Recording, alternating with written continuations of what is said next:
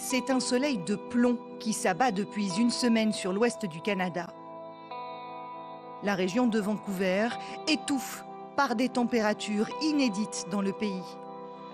Ici, les logements sont rarement équipés en climatiseur. Les habitants tentent de se rafraîchir comme ils peuvent. On n'a pas le choix là, il faut vraiment qu'on se rafraîchisse parce que à l'intérieur des appartements, des maisons, c'est insoutenable. Vous imaginez même pas comment on souffre. On était fait pour ça. Les ventilateurs, rupture de stock, les climatisations, c'est pareil. Donc on n'a pas le choix. J'ai 2 enfants, c'est très compliqué. Hier soir, on a enregistré 38 degrés dans la chambre de ma fille qui a 2 mois. Enfin, c'est vraiment très très difficile. À cheval sur le nord des États-Unis et le Canada, un anticyclone persistant compresse l'air. À la manière d'un couvercle sur une casserole, la température surchauffe. C'est ce qu'on appelle le dôme de chaleur. Une situation insoutenable pour les populations les plus fragiles. Les autorités américaines et canadiennes comptent les morts spontanées par centaines.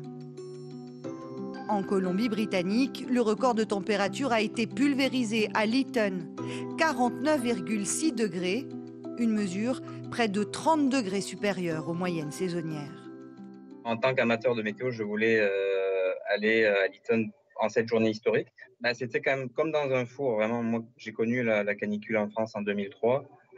J'ai connu d'autres vagues de chaleur dans le monde, mais jamais de cette intensité-là. On se croyait vraiment comme dans un four, dans un sauna. C'était brûlant, mais c'était une chaleur sèche là-bas. Mais alors que les températures commencent à se rafraîchir, la situation a pris une tournure tout aussi menaçante. Viens vite, partons d'ici. Dans ce paysage desséché, de nombreux incendies éclatent. Les habitants de Lytton, le petit village au record de température, ont soudainement reçu l'ordre d'évacuer.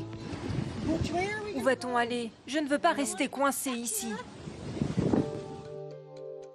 Cachés par la fumée omniprésente, les incendies avancent à grande vitesse. Avec mon chien, on a tout juste réussi à s'échapper, mais on a pu voir notre maison prendre feu au moment où nous sommes partis. Je n'ai même pas eu le temps de fermer la porte. En quelques heures à peine, les flammes ont rongé la quasi-totalité de la ville. 90% des bâtiments, y compris les locaux de la police montée, ont été réduits en cendres. Vu du ciel, l'embrasement de Lytton ressemble à un feu de paille.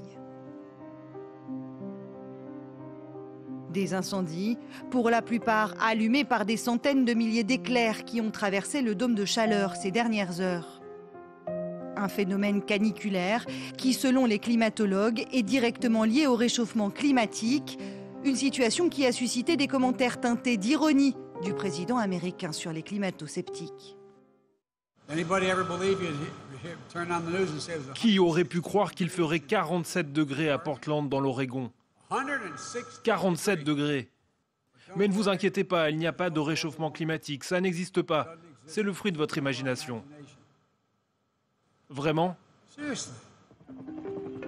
Selon l'organisme météorologique mondial, la décennie qui s'ouvre sera la plus chaude que vivra l'humanité.